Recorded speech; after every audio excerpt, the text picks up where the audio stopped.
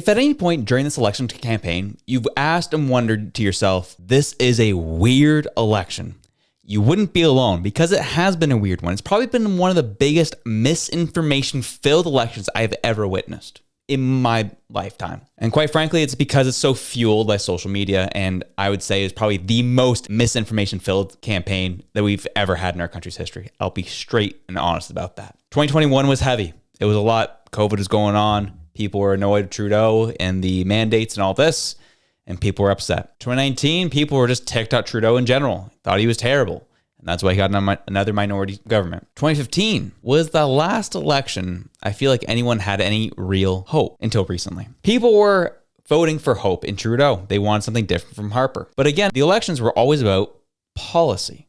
It was always about policy. There was never any real digs at the other side. The only really big one from that election, 2015, was Justin's just not ready. He has nice hair, though. That was the extent of the personal attacks. I'm sure there was at one point in the debate, Harper took a dig at Trudeau's father, but that's fair game because he used to be a prime minister. And he also put this country into a serious debt hole. So I think that's fair game. But otherwise, there's just never really been a time where we've seen so many crazy digs personally, so many smear campaigns. It's just gotten ugly with the ramping up of social media. And as much as the Liberal Party has tried to take over power in this country, try to take away autonomy from individual Canadians, and trying to take away the right to choose for oneself of what they want to do with their lives by taking away things from them, is where we are currently at and how this has gotten so crazy. And then you had a candidate in Pierre Poilievre who was speaking against this and now is being smeared as some pro-Trumper. This is where we are currently at. And this campaign's been filled with a lot of craziness. Let's link back to one story here. But before we do that, take the time to like, share, and subscribe. It really helps the channel, helps the story to grow, and helps people understand what is going on in the battle that is being waged on their hearts and minds by the establishment. That is just kind of where we're at. I hate to say it, would like to put it another way, but that is just the reality we are currently witnessing, and why you're having such wacky conversations with friends, because we are essentially being exposed to different types of stories, and the other side is not getting the other side. And that's just where we're at. So continue to like, share, and subscribe. It really helps to kind of break through that barrier and get this to other people. But we move on. Conservatives say a suspicious document was made to sway prisoners against them. We looked into it. The document appears to be poorly edited, fake version of a real government webpage about filing taxes. And if you remember, I covered this last week and I shared the story, but also reserved judgment because what they said here is how I felt. There's like a lot of editing mistakes. It just felt weird, felt off, especially as a designer. It just didn't pass the sniff test for even the proper layout. It all kind of felt weird. And I was like, this is what's being pushed.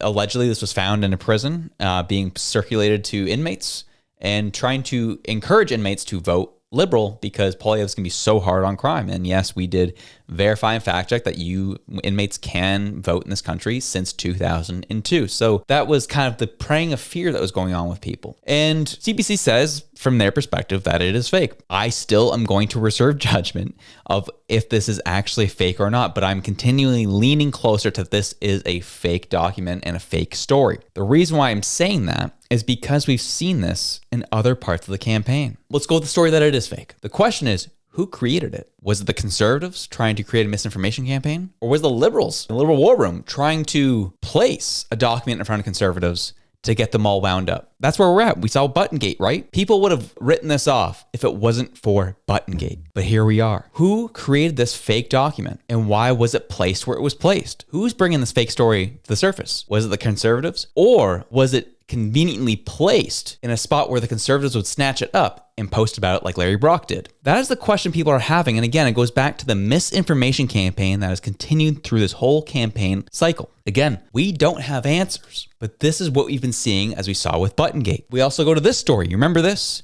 Do you believe the polls, those people? And now wondering if they're actually legitimate after the Buttongate took place? Is this another liberal psyop? Another liberal plant to make the Conservatives look a certain way? To make them look super Trumpy? Was this another one of those scenarios? Well, HOC staffer did a whole thread on this and thought it was really interesting to the point I figured we'd share it and go through it together. I thought it was fascinating. So, do you believe the polls, people? You know, well, we learned that, first of all, the man and woman on the right are Paul and Cher Michucci. They are husband and wife and are the chair of the founder of the Meadowvale Business Association in Mississauga. And this is a picture of them and those two who are picked out in that photo with the banner, as you can see up here. She's right there on the far right, and he's right there just to the inside of her, just to the left. Paul and Cher and much of the NBA have a close relationship with Doug Ford and the Progressive Conservative Party of Ontario. Again, this was the conversation people were having. Since Doug Ford and his government seemed to have a hate on for poilievre and the federal Conservatives, was this a plant from the Ford HQ?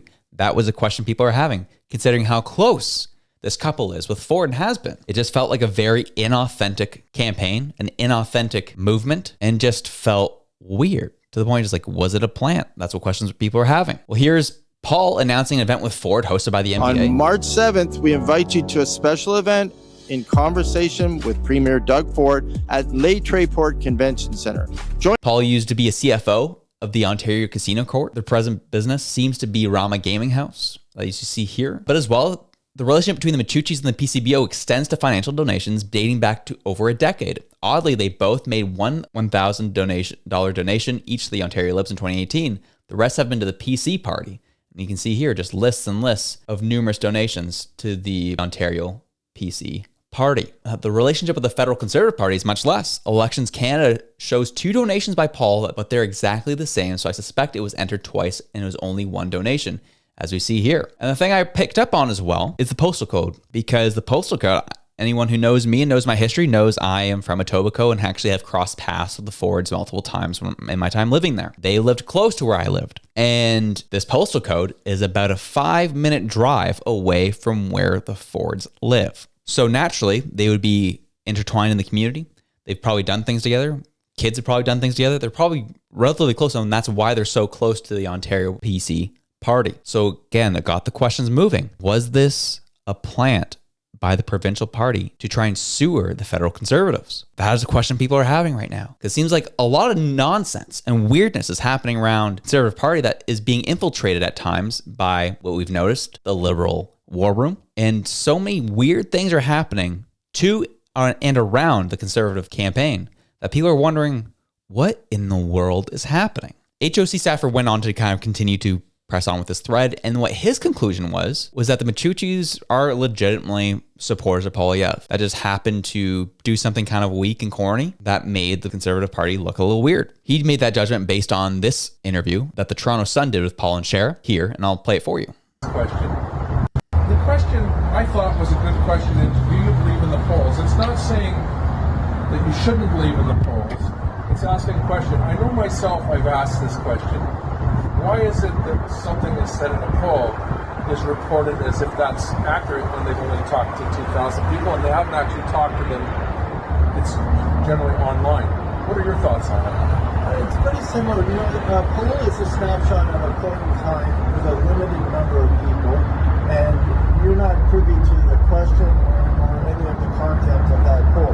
So what we're trying to emphasize to people is that's just one opinion, that's one snapshot. We want people to read the policies of the parties and make their decision. Whatever party they vote for, please vote and vote for the policies of the parties. They here are describing why they are feeling a certain way about the polls, and then urge people to, whatever way you feel, look at the policies of both parties and vote for whatever you align with, whatever policies you most align with, and get out and vote. Please vote, was what they said here. So HOC staffer concluded that they were likely voting federal Conservative, and they were just people who kind of made a weird decision with what they were going to try and do and make a point. And others are going to read this and see this and say, no, man, they're a little too close to Ford. And seeing how much Ford hates poilievre, it just seems like the way they're connected, it feels like, could they have been sent to make poilievre look a certain way? Similar to Buttongate. These are the questions people are having. I'm not here to say one thing, one way or the other. I'm just here to present the information to you, and you look into it yourself. But again, we continue on with the theme of this misinformation campaign that's continued in this election. We have obviously a very well-known fake info pusher on X in Vicky Campbell, and she retweeted a post that says, poilievre says he plans to promote adoption as a greater good over legislating abortion. TikTok, time is up for poilievre's political clock. Vicky Campbell reposted that and added her 2 cents, saying, there you have it, folks. Poilievre finally admitting he'll ban abortion. In the article that was added, let's read it, shall we? Poilievre says he plans to promote adoption as greater good over legislating abortion. Focusing on legislation that promotes adoption would be greater good to help pregnant women than restricting access to abortion, conservative leader Poilievre says in a new letter.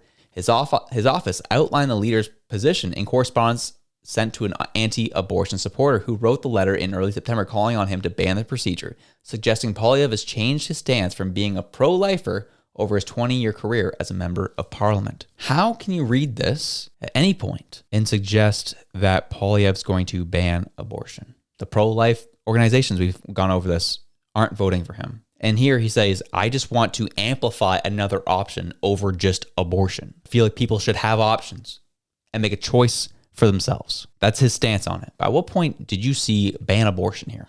These people are fundamentally nuts and are pushing falsehoods to, again, sway hearts and minds and poison the well. And it makes me wonder, a lot of the slants going towards the Liberal Party. And I do find it interesting that the one party who's been the most vocal about locking down on freedom of speech or freedom of expression are the ones who are citing misinformation as the reason.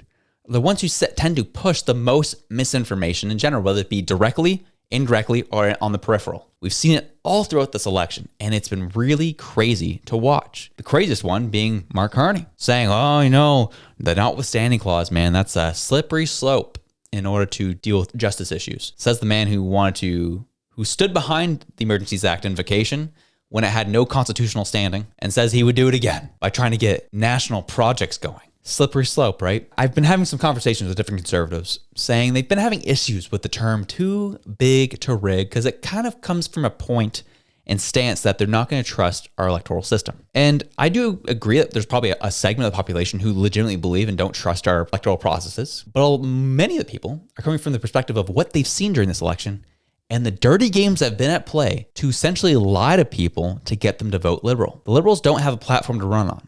All they have is fear, hate, and shame. That's what they've pitched. That's what they have. And then on top of that, they'll try to lie about the opponent in order to get votes. Have the Conservatives done that? They've stretched the truth here and there, but it's been nowhere near the level we've seen from the Liberals. Because typically how this goes is the party that has a platform to run on and knows it's popular with the people don't have any motivation to lie, don't have any motivation to stretch the truth, don't have any motivation to smear. But the party who does, the party who has nothing to run on, who knows their policies are not popular with the people, are the ones who have the most to lose and will do whatever it takes to evade the truth, obscure the truth, so that people don't actually find out what they're about. It reminds me of that Policy Horizons report, where the number one most likely disruption was people cannot tell what is true and what is not. I go back to the point I made at the top of the show. Election 2021, it was testy, but it was what it was. 2025 has been a different beast. It's been ugly, nasty, slimy, and very hard to spot the truth, and getting harder to find out what is true and what is not. As we've seen these different stories come about, that's the point I'm trying to make. The fake form in the prison, who planted it? Do you believe the polls movement? Is that even real, or was that planted? We don't know. We know about Buttongate, planting specific political messages at a conservative conference in order to sway hearts and minds to show them, they're just like Trump. We do know that happened. That was true. And the favorite one of the Liberals is the Conservatives are like Trump. They're going to ban abortion, which has lies on several levels there. We're not going to get into it, but that's what they keep pushing. That's what this election's been on. Poilievre is going to be a dictator. Yet the man who's currently the prime minister of this country was the one who supported all the authoritarian moves of his predecessor. So you tell me who's going to be the dictator. So that's the point of today. Nothing big news related, as it was a slow day yesterday, but more so to be aware of what is happening, the campaign that's happening before our very eyes, and the obvious obfuscation of the truth that continues to happen through this election, the most that we've ever seen in any election. So keep your eyes and ears open, continue to be curious, don't write things off immediately, look into it, investigate it, and come to your own conclusions. Because right now, from the talks I'm having with people on the other side, the misinformation campaign is working on some. Let's try to make sure it doesn't work on the majority. But anyways, have yourselves a good one. I'm out.